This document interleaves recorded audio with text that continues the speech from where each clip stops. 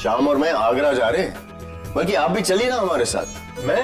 जी हाँ, शक भी दूर हो जाएगा और घूमने को भी मिल जाएगा। हाय मामिया, चलिए ना अभी साथ में।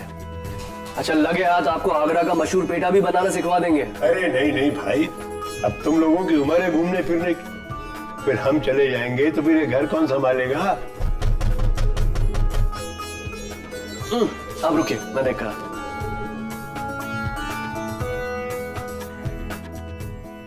जी बताइए। मिर्जा साहब हैं, हम ठाकुर रणछोड़ दास जी के हवेली से आए हैं। उन्होंने मिर्जा साहब को फौरन बुलाया है। वो शहर से बाहर जा रहे हैं, नहीं आ सकते, जाइए आप लोग। कहीं गुस्ताखी माफ मिर्जा साहब, दरअसल ये किसी की जिंदगी और मौत का सवाल है। आप कुछ समय के लिए हमारे साथ चलिए, इसके बदले में हुक्म आपको मुंह मांगी रकम देंगे। सिर्फ कुछ समय? जी हुजूर। श्याम, शायद मामला इतना भी पेचीदा नहीं, तुम इंतजार करो, मैं जल्दी आता हूँ। जल्दी आता हूँ, चलिए जल्दी चलिए, आइए। ठीक।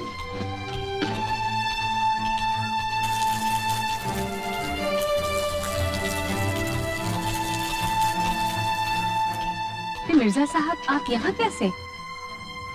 जी मुझे तो अगर हमें आपके आने की खबर पहले होती तो हम भव्य स्वागत करते आपका।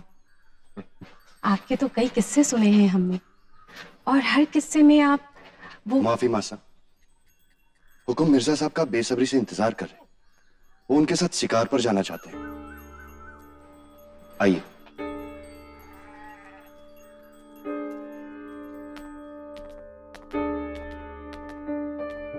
डॉक्टर साहब। मिर्जा साहब, इतनी जल्दी आने के लिए धन्यवाद, हम आपके एहसानमंद हुए। डॉक्टर साहब, लेकिन मुझे शिकार का बहाना बनाकर यहाँ क्यों बुलाया? हम आपका वक्त जाया नहीं करेंगे, आइए। ये देखिए,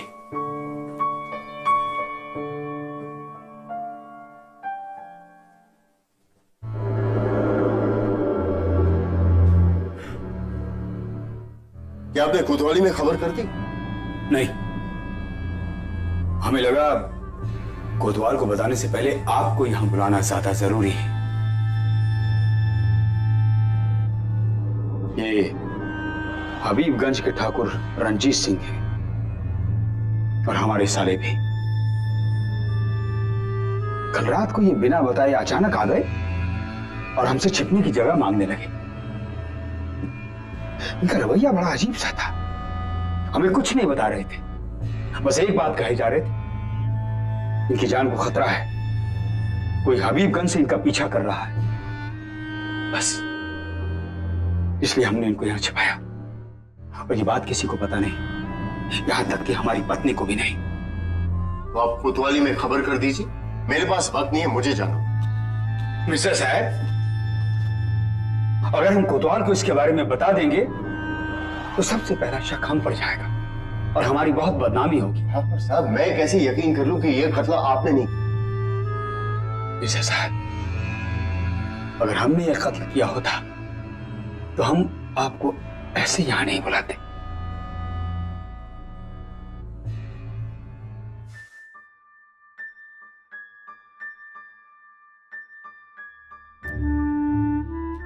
क्या एक कातिल था या 3 कातिल थे? भाई 3 कातिलों ने एक साथ इनका कत्ल तो नहीं किया, ताकि किसी पर भी शक ना हो। क्या 3 अलग लोग इन्हें कत्ल करने के लिए यहाँ आए और इन्हें चाकू से भोंक दिया? और अगर उस कातिल या उन कातिलों ने इन्हें मारना चाहा तो ये बेशकीमती चाकू यहाँ क्यों छोड़ दी? इतनी क्या जल्दी थी उन्हें या उसे? कातिल एक भी हो सकता है, 3 भी हो सकता है, और ये कहना मुश्किल है कि किस चाकू से उनका कत्ल हो। ठाकुर साहब, लाश को कोई नहीं छुएगा और आप बिना वक्त गवाए इनके बारे में मुझे सब कुछ बताइए। जी, ये हबीबगंज के खानदानी रईस हैं, मतलब थे। इज्जतदार रुतबे वाले, कई कारोबार हैं इनके, जिससे इन्होंने काफी दौलत कमाई। कल रात को इनसे मिलने कौन कौन आए थे? जी सबसे पहले तो हबीबगंज के सुल्तान, और उनके बाद उमराव, और उसके बाद रजाक और उनकी बेगम। ये उमराव और रजा कौन? जी उमराव पिश्ती, वो यहीं दिल्ली की बहुत मशहूर तवायफ है, और रजाक बहुत बड़े कारोबारी हैं। कौन किस वक्त आया और क्या सामान लेकर आया? जी रात होते ही सबसे पहले रंजीत साहब ने हबीबगंज के सुल्तान को अंदर बुलवाया। सुल्तान जब अंदर गए तब उनके हाथ में रेशमी कपड़े का बटुआ था, लेकिन जब वो वापस लौटे तब उनके हाथ में वो बटुआ नहीं था। उनके बाद उमराव आई, वो कुछ परेशान सी लग रही थी। थोड़ी देर बाद वो भी चली गई, और आधी रात को रजाक और उनकी बेगम आए। वो बहुत परेशान लग रहे थे। वो जब वापस निकले तब भी वो बहुत परेशान थे, और हाँ, उनके हाथों में एक बड़ा सा थैला था। उन्होंने बाहर आके मुझसे सिर्फ इतना कहा कि रंजीत साहब आराम करना चाहते हैं, किसी को अंदर ना जाने दिया जाए। फिर भी मैं अंदर गया। अंधेरा बहुत था, इसलिए कुछ ज्यादा दिखा नहीं, लेकिन हाँ, इतना मैंने जरूर देखा कि रंजीत साहब बैठे बैठे कुछ काम कर रहे थे, इसलिए फिर मैं वापस निकल आया।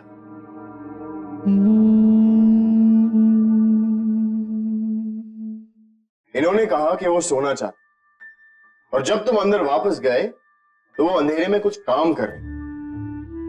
लेकिन भला कोई इंसान अंधेरे में काम कैसे कर सकता? ये बात तुम्हें सूझी नहीं थी? इसका क्या मतलब हो सकता है? मतलब साफ है ठाकुर साहब, तब तक रंजीत मर चुके थे। उन 3 मेहमानों में से ही किसी ने इनका कत्ल किया था।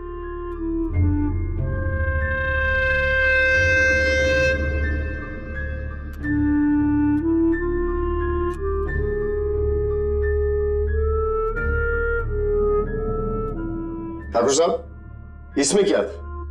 जी, इसमें शरबत है, जो हमारे यहाँ आने वाले हर मेहमान को पेश किया जाता है। क्या उन 3 मेहमानों के अलावा भी कोई नौकर नौकरानी आए? जी हुजूर, सुल्तान के आने से पहले रंजीत साहब को बहुत प्यास लगी थी। उन्होंने शरबत मंगवाया हवेली की नौकरानी के हाथ, और सुल्तान के जाने के बाद वही नौकरानी दोबारा खाली गिलास लेने आई थी। तुम्हें पूरा यकीन है वो नौकरानी दोबारा यहाँ लौट कर आई थी? जी हुजूर।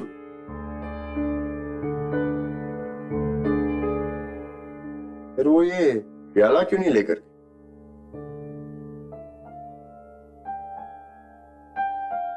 क्या आप ही शरबत अंदर लेकर गई थी? जी हुजूर। जब आप अंदर गई थी तो ठाकुर रंजीत सिंह कहाँ बैठे हुए? जी वो टहल रहे थे। और जब आप फिर अंदर प्याला लेके गई? देखिए, घबराने की कोई जरूरत नहीं है, जवाब दीजिए।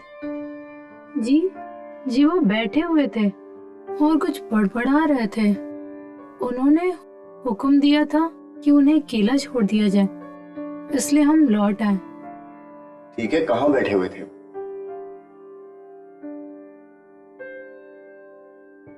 जवाब दीजिए, कहाँ बैठे हुए? कुर्सी में बैठे हुए थे। ठीक है, आप जा सकती हैं। ठाकुर साहब, लाश कोई नहीं छुएगा, ना ही कोई किसी चीज को हाथ लगाए।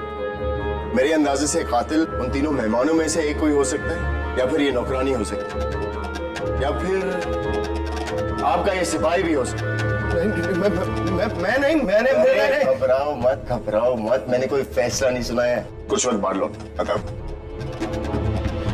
मिर्जा,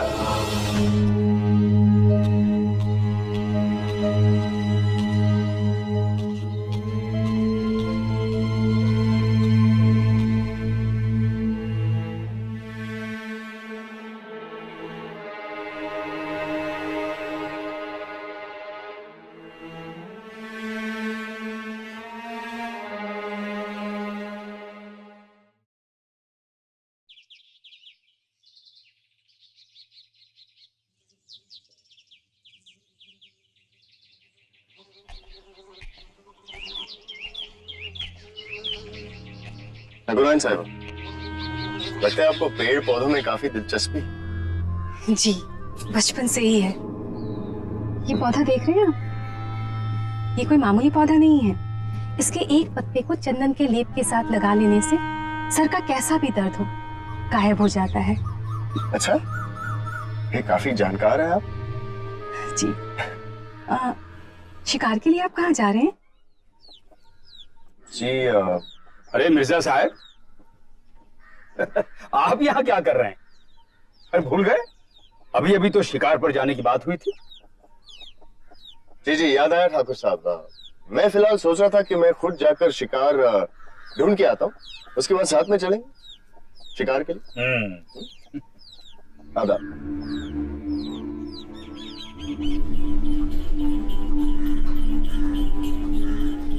कहाँ रह गए थे आप? कब से आपका इंतजार कर रहा हूँ। चलिए, निकलने का वक्त हो गया, आइए। मिर्जा,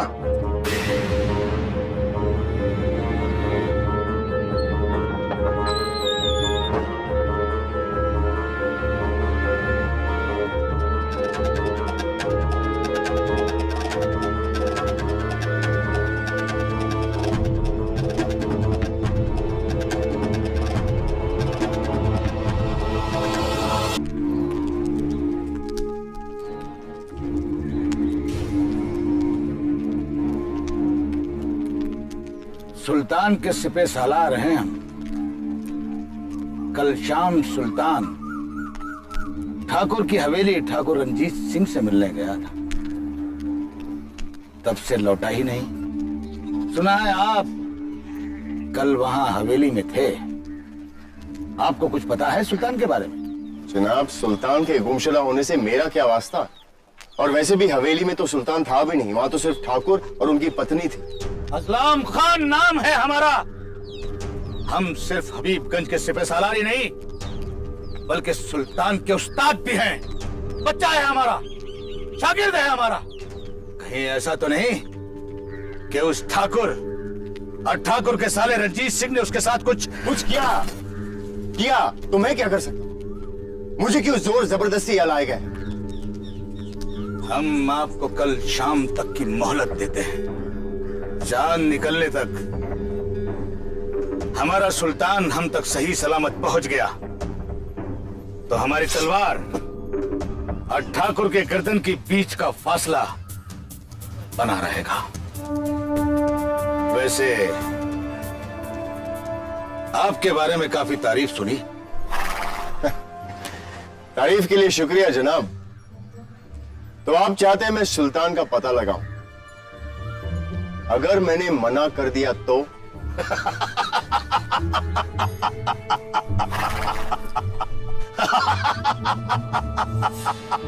एक शख्स था जिसने मेरा काम करने से इनकार कर दिया था।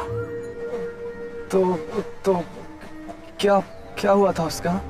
आज तक पता नहीं चला कहां गर्क हो गया वो। देखिए, आपकी धमकी से मैं डरने वाला नहीं हूं। आपकी खबर कोतवाली तक पहुंचा दूंगा। कुछ नहीं कर सकते तुम। हम हबीबगंज के सिपह सालार हैं। आपको शायद पता नहीं कि सियासत की गलियों में हमारी पहुंच बहुत ऊपर तक है। बेहतर होगा कि आप इस बयान को बड़ी संजीदगी से लें। लेकिन आपको रंजीत सिंह पर शक क्यों हो रहा? मैंने तो सुना है वो बड़े नेक इंसान है, यहाँ तक कि उन्हें खुदाए कदीर का बाशिंदा माना जाता है। खबीस है वो, शैतान, नामुराद, मजलूमों पर जुल्म करता है।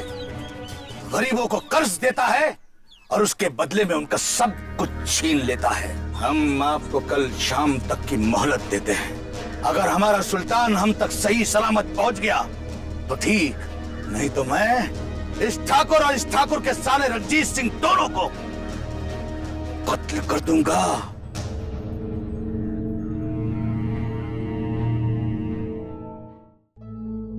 असलम खान आपको और मुझे मारने की धमकी दे रहे हैं। देखिए ठाकुर साहब, अगर आप मेरी मदद चाहते हैं तो रंजीत सिंह के बारे में सब कुछ सच सच बता दीजिए।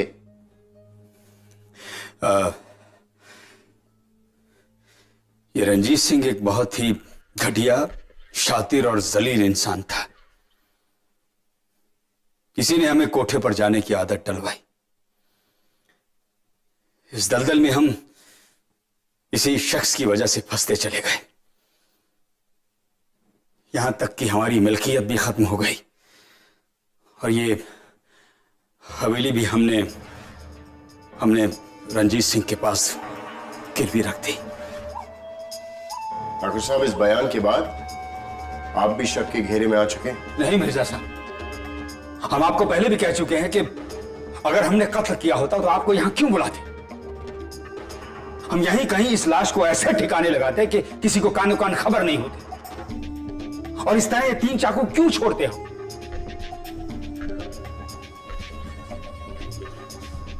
ये बात मुझे भी परेशान कर रही है कि आखिर चक्कर क्या है। जब रंजीत सिंह का कत्ल हुआ था तो वो मेज पे कुछ देख रहे थे, लेकिन क्या वो चीज अब यहां नहीं है। किसी ने यहां से कुछ उठाया, जैसे कि कोई किताब। मिर्जा साहब, रंजीत सिंह पढ़ना लिखना नहीं जानते थे। देख क्या रहे थे? इस कमरे से और भी कोई चीज गायब हुई है? नहीं हुजूर, पता नहीं। इस कमरे में सुल्तान एक पोटली लेकर आए थे और खाली हाथ बाहर गए और रजाक थैला लेकर आए। सुल्तान की पोटली कहां गई? और ठाकुर साहब के मुताबिक रंजीत सिंह अनपढ़ थे। जी बिल्कुल। इसका मतलब जो भी रंजीत सिंह देख रहे थे या पढ़ रहे थे, कातिल नहीं चाहता था वो किसी और के हाथ लगे।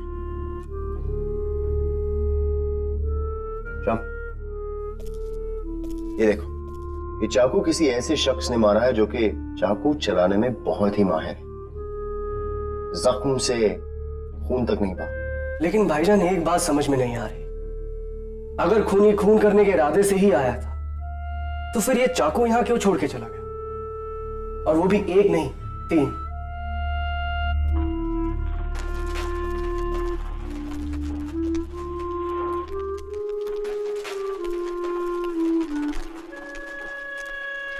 भगवान, भगवान क्या कर रहे हैं आप?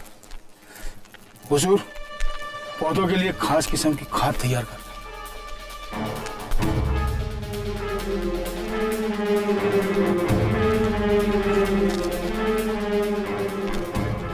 ये तो किसी लेनदार की पर्ची लगती है। इसमें कर्ज लिए हुए लोगों का हवाला है, सुल्तान का भी नाम। जरूर लेनदार अपने कर्जदारों की फेहरिस्त याद रखने के लिए ये अपने पास रखता हूं। ये कूड़ा आपको देता कौन है? हवेली से आता है कूड़ा, इतना पता है हमें। चलिए ठीक है।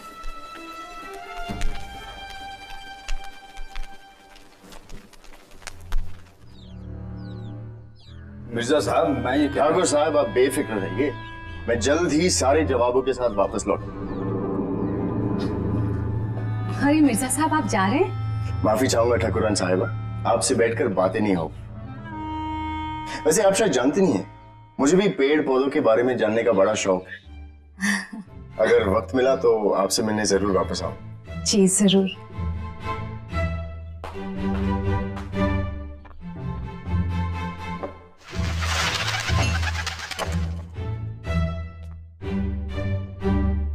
इमाम मियां, आपने अभी तक मेरा सामान नहीं बांधा है। आपको तकलीफ करने की जरूरत नहीं, मेरे पास वक्त नहीं है। जरा हटी हटी हटी, अरे हटिए तो। इमाम मियां, सामान बांधना एक हुनर होता है। अरे छुट्टी के लिए जाना चाहता हूँ, सामान बांधते हुए छुट्टी जाया नहीं करना चाहता हूँ। ये देखिए, हो गया। वाह मियाँ वाह, ये आपने सामान बांधा है। और क्या। अच्छा इमाम मियाँ एक काम कीजिए, अंदर से 3 चाकू लेकर आइए। चाकू? अरे जाइए तो। क्या कर रहे हो भाई? इमाम मियाँ मत हिलिएगा, एक ही जगह पर रहिए।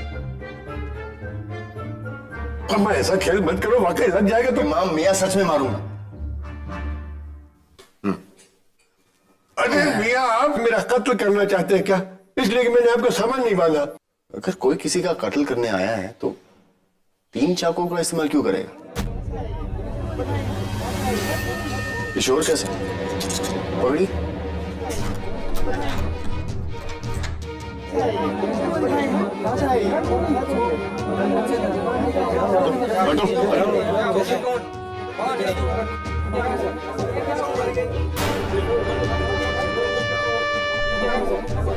सुल्तान, सुल्तान मिल गए। मिर्जा साहब, ये आपकी हवेली के सामने मरे पड़े हुए हैं, इसका क्या मतलब है? क्या हुआ भाई? ये भीड़ यहाँ क्यों लगी हुई है? हटो हटो इधर। अरे मिर्जा बेटे, कौन है ये? क्या हुआ इन्हें? मिर्जा साहब और ठाकुर रणछोड़ ने सुल्तान के कातिल को छुपा रखा है। इनसे पूछे कि रंजीत सिंह कहाँ है। खामोश, ये दिल्ली है, तुम्हारा हबीबगंज नहीं। तो जाओ यहां से।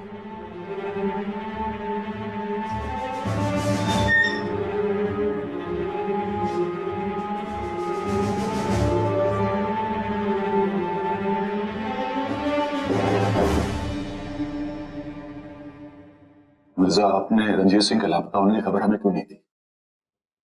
हमें इतला के बगैर आपने तफ्तीश भी शुरू कर दी। कोतवाल साहब, मैं आपके सारे सवालों का जवाब दूंगा, मुझ पर भरोसा रखिए। आपकी इजाजत हो तो मैं सुल्तान की लाश का मुआयना करना चाहूँ। इन्हें ऐसे जहर से मारा गया है जिसका कोई तोड़ नहीं, और जहर की पूरी खुराक भी नहीं दी गई है, इसलिए इसकी मौत धीरे धीरे हुई।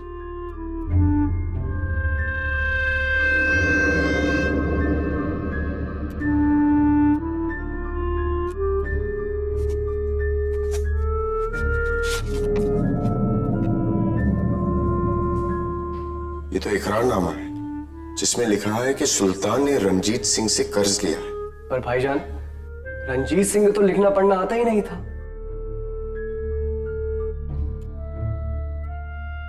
ये रंजीत का लिखा हुआ नहीं है, लिखावट मिलती नहीं। तो किसने लिखा होगा ये इकरारनामा? जनाब, आपके कहने पर हम रजाक और उसकी बीवी को पकड़ लाए हैं। दोनों भेष बदल के शहर से भागने की कोशिश कर रहे थे। आपने और आपकी बेगम ने सोची समझी साजिश में रंजीत सिंह का कत्ल किया। नहीं, हमने रंजीत सिंह का कत्ल नहीं किया। हाँ, कल रात हम उनसे मिलने जरूर गए थे। वो क्या है कि कई दिनों से उन्होंने हमारी रकम नहीं लौटाई। हमने जाकर देखा कि वो बैठे बैठे ही मेज पर सो गए थे।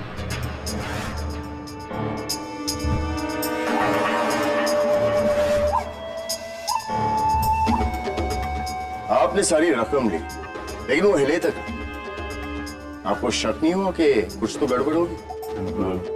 नहीं, हमें लगा शायद वो सो गए। भाई ये भी तो हो सकता है कि आप दोनों कमरे के अंदर गए और आपने अपनी रकम मांगी। उन्होंने रकम देने से इनकार कर दिया तो गुस्से में आकर आप पे उन्हें चाकू से घोंप दिया और उनका कत्ल कर दिया, और फिर सारी रकम लेकर वहां से फरार हो। नहीं मिर्जा साहब, ना ही हमने किसी का कत्ल किया है, ना ही कोई रकम चुराई है। बस हमने सिर्फ उतना ही लिया जितना हमारा हक बनता था। देखिए जनाब, कोतवाल साहब को सच निकलवाने के और भी तरीके आते हैं, इसलिए बेहतर यही होगा आप सच अभी बता दीजिए। जी मैं। बेगम, आप चुप रहिए।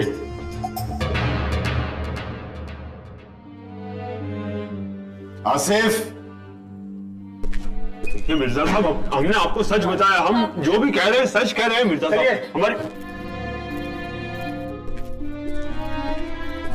भाईजान, अब आगे हमें क्या करना चाहिए? रजाक जरूर को छुपा रहा है और हम कोई अहम कड़ी पहचान नहीं पाए। तुम्हें काम करो, सिपाहियों को हबीबगंज भेजो और रंजीत सिंह से उधार लेने वालों के इकरारनामे मंगाओ और वो किताब, और उसके बाद हमें किसी खास मेहमान से मिलना है। हम तवायफ जरूर है मिर्जा साहिब, लेकिन हम कातिल नहीं हैं। आप हमारी बात का यकीन कीजिए। हम ठाकुर रंजीत से मिलने जरूर गए थे, लेकिन जब हम कमरे में दाखिल हुए तो हमने देखा कि वो मेज पर बैठे हुए कुछ पढ़ रहे थे, और जब हमने उनके कंधे पर जाकर हाथ रखा तो वो गिर पड़े। हम घबरा गए कि सबको हम पर ही शक होगा। उनके जिस्म में 2 चाकू लगे हुए थे, इसीलिए हम वहां से भाग गए। भाईजान, ये देखिए इनके कोठे से क्या मिला।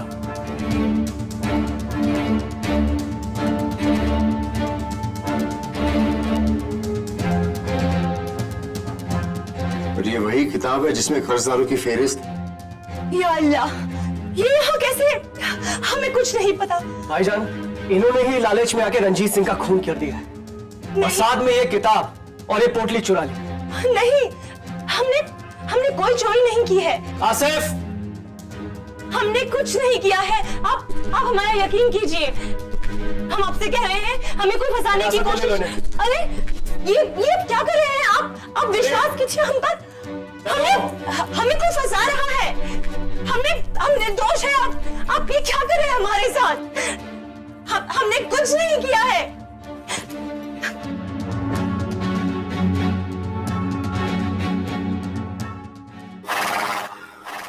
अभी सच बताइए, कल रात आपसे कौन कौन मिलने आया था?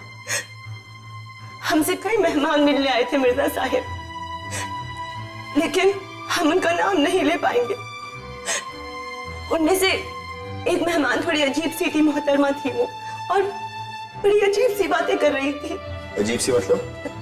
मतलब कि वो बुरखे में थी और अपने आप को ठाकुर रणछोड़ का दोस्त कह रही थी। जब हमने उनसे उनका नाम पूछा तो वो अचानक से बहुत गुस्सा हो गई। हमसे कहा कि ठाकुर रणछोड़ से नाता तोड़ ले। फिर हमसे पानी मांगा। हम अभी आते हैं। हम उनके लिए पानी अंदर लेने गए, और जब हम वापस पानी लेकर लौटे तो वो वहां से जा चुकी थी। मिर्जा साहब, हमने कोई खून नहीं किया है।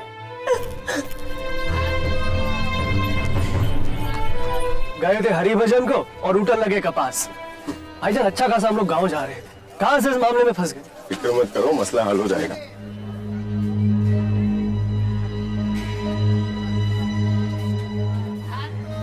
मिर्जा,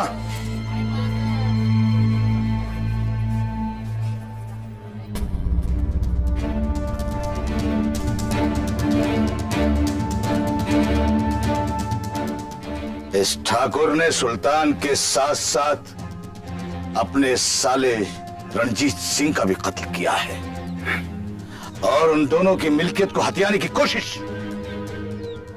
और आप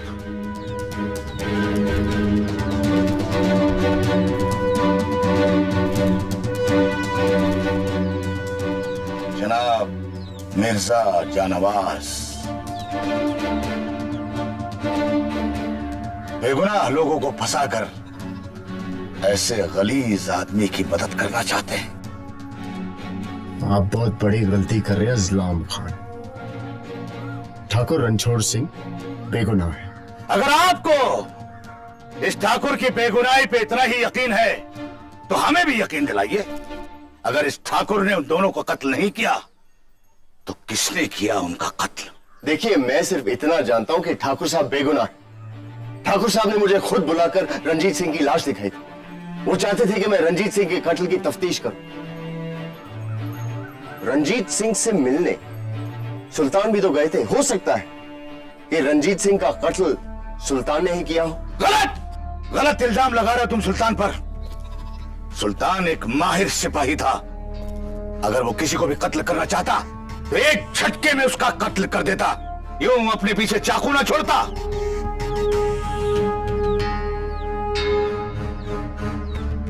अगर सुल्तान ऐसे माहिर सिपाही तो वो ऐसी गलती कैसे कर बैठे? या फिर शायद वो इतने माहिर थे ही, या फिर शायद खुद दर्द में थे। वो मर रहे थे। अजलम खां, मुझे अब सब समझ में आ रहा है। देखिए, मुझे फौरन ठाकुर साहब की हवेली लेकर चलिए, मैं आपको सुल्तान के कातिल से मिलाता हूं।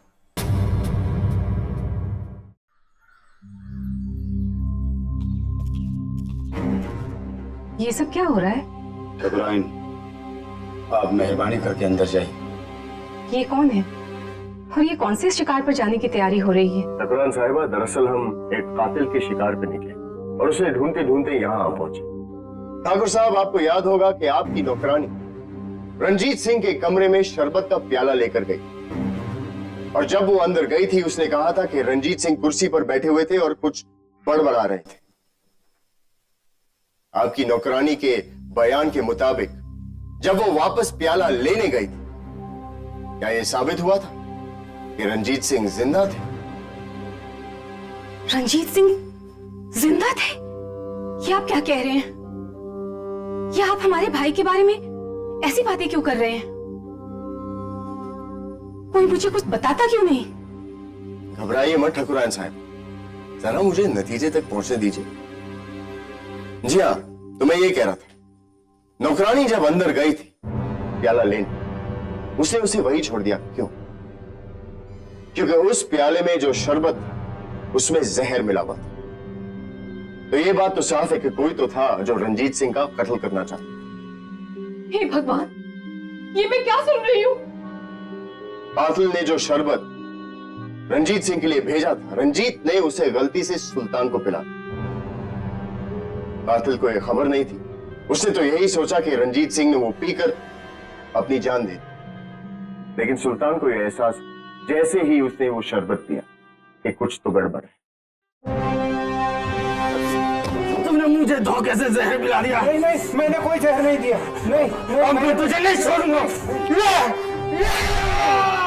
अपने आप को जहर से बचाने के लिए सुल्तान भागकर हकीम की तलाश करते करते दरीबे जा, वो हमारी हवेली के पास आके गिरे और उन्होंने अपना दम तोड़ दिया। कौन है वो कातिल जिसने हमारे सुल्तान को जहर देकर मारा?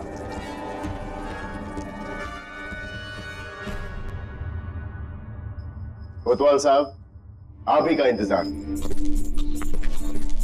भैया, ये क्या हो गया? आपको किसने मारा? हे भगवान! ठकुराइन साहिबा, ये सब क्या हो अपने रहा है? आप को संभालिए, अभी तो कातिल तक पहुंचना बाकी है। ये कौन सा खेल खेल रहे हैं मिर्जा साहब आप हमारे साथ? अरे किसने किसको मारा, किसने किसका कत्ल किया, इसका जवाब हमें अभी और इसी वक्त चाहिए। जनाब, मैं यही समझा रहा। सुल्तान के जाने के बाद कातिल इस कमरे में फिर से आए, ये देखने के लिए कि रंजीत सिंह जिंदा है या मरा हो। लेकिन कातिल ने यह देखा कि रंजीत सिंह के पेट में एक छुरा घोंपा।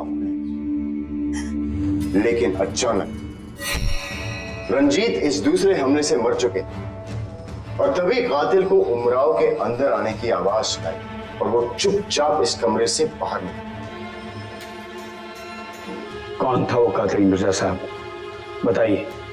ठाकुर साहब, मैं भी यही सोच रहा था कि कौन है वो कातिल। क्यों ना हम कातिल से ही पूछते हैं।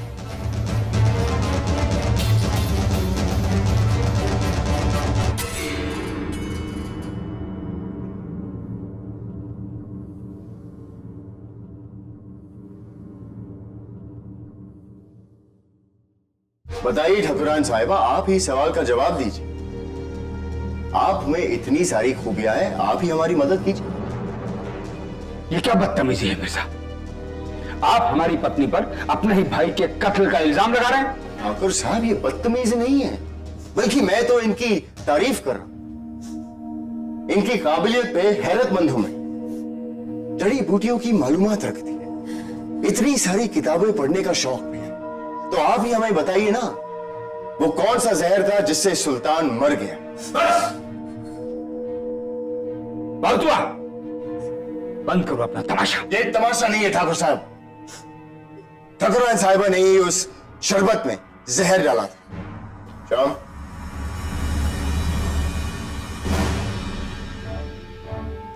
ये किसका है? आपका ही है? तमाम पेड़ पौधों से जहर बनाने वाले नुस्खे, खासकर आपके बगीचे में जो बड़े जतन से पाले हुए पौधे हैं। ये क्या है? यहां से तो एक पन्ना गायब है। श्याम, कहां हो सकता है ये पन्ना? कहीं ये तो नहीं? अरे ये तो है वो पन्ना। और ये कहां मिला था हमें? आपके घर के बाहर वो जल रहा था कूड़े में। इसमें तो ये लिखा है कि इस पौधे से ऐसा जहर बना सकते हैं जो जब इंसान के जिस्म में पहुंचे तो धीरे धीरे उसकी मौत हो जाएगी। ये क्या बकवास कर रहे हैं मिर्जा साहब? आपकी जो मन में आ रहा है बोल रहे हैं? जी हाँ, हमें यकीन नहीं हो रहा कि हमारी पत्नी ऐसा कुछ भी कर सकती है। और सबसे बड़ी बात, हमारी पत्नी तो इस कमरे में आई थी। आई थी नौकरानी के कपड़ों में खाली प्याला लेने के बहाने दूसरी बार ठाकुराइन ही कमरे में आई थी।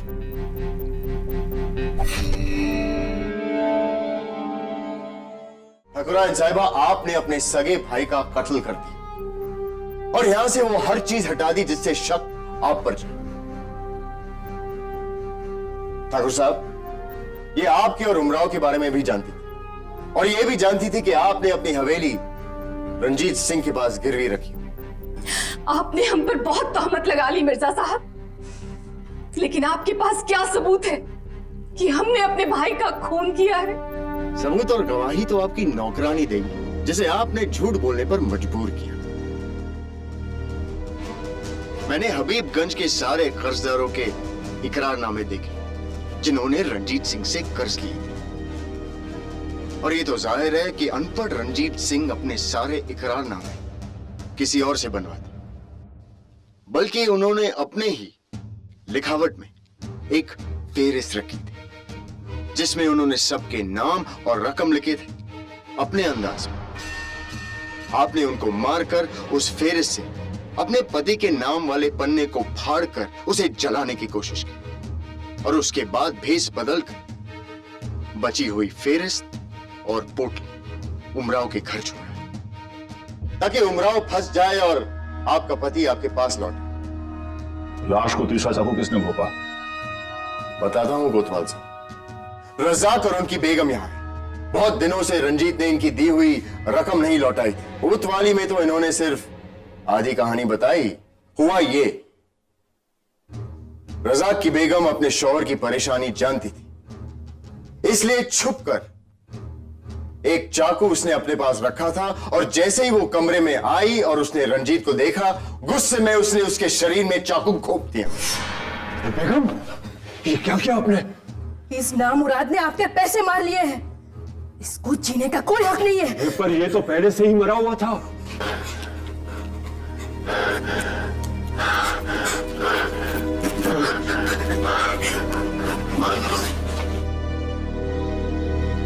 कोई आ रहा है, हमें निकलना होगा फौरन। निकलो यहाँ से, निकलो। ये बेहद उलझा मसला था, लेकिन अब सब कुछ साफ है। इस कत्ल और 3 चाकुओं को समझने के लिए इन 3 चाकुओं को नजदीक से देखना। सुल्तान का चाकू जो सिर्फ और सिर्फ सिपाहियों के पास मिलता है, और ये चाकू ये भी बहुत नायाब और महंगा है जो कि आमतौर पर सिर्फ रईस घरों की औरतें रखती हैं। लेकिन ये मामूली रसोई में इस्तेमाल होने वाले चाकू ने ही इस मामले को सुलझाया है। लेकिन कैसे मिर्जा?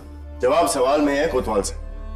अगर सुल्तान ने आकर ये चाकू घोंप दिया था, फिर इन दोनों चाकुओं की क्या जरूरत आन पड़ी?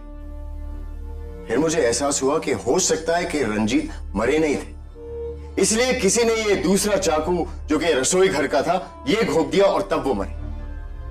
लेकिन फिर ये तीसरा चाकू क्यों? इसका जवाब मुझे तब मिला जब मैं रजाक और उनकी बेगम की तहकीकात करने गया कालकोठरी। मुझे एहसास हुआ कि ये चाकू रजाक की बेगम का और उन्हें बचाने के लिए ही रजाक सच नहीं बता।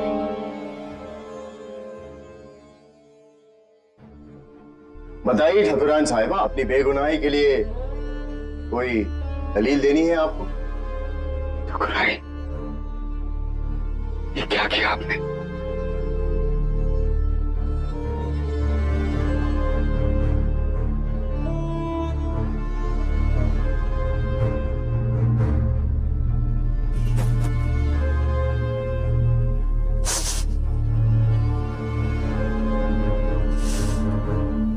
मुझे कोई अफसोस नहीं है कि मेरे हाथों मेरे भाई का कत्ल हुआ।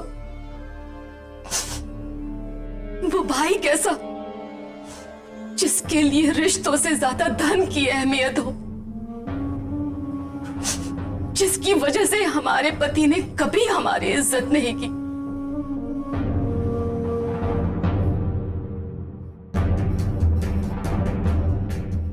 हमेशा दूसरी औरतों के दहलीज पर ही जाते रहे।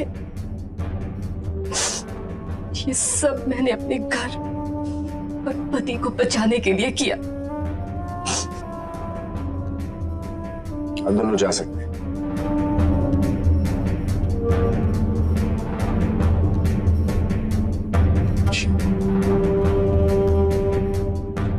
बुराओ, आप भी जा सकते हैं।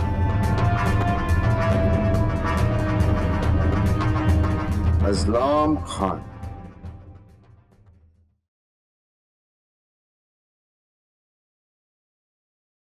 आप भी चले जाइए, नहीं तो मुझे अगवा करने के जुर्म में मुकदमा हो जाएगा।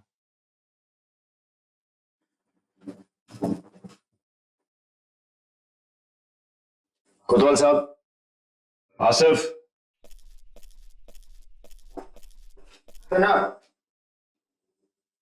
लाश को उठाने का इंतजाम करो और मोहतरमा को गिरफ्तार करो।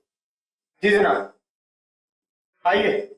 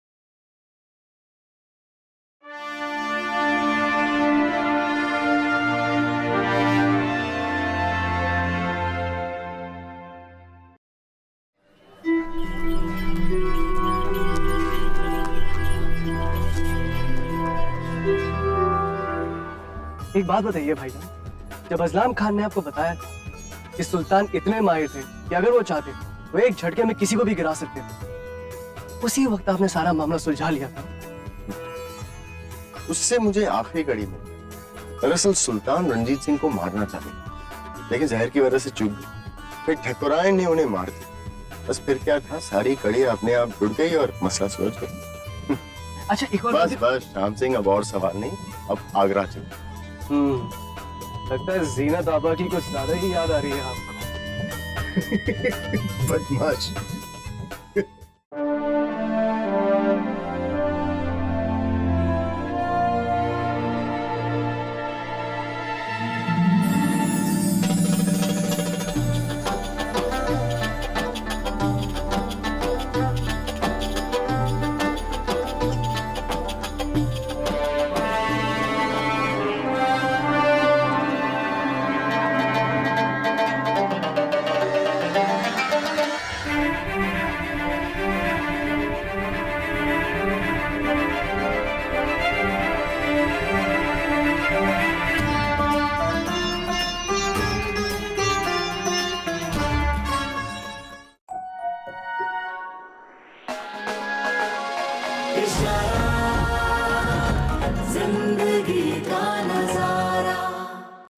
Like, share, subscribe and click on the bell icon to never miss an update from Ishara.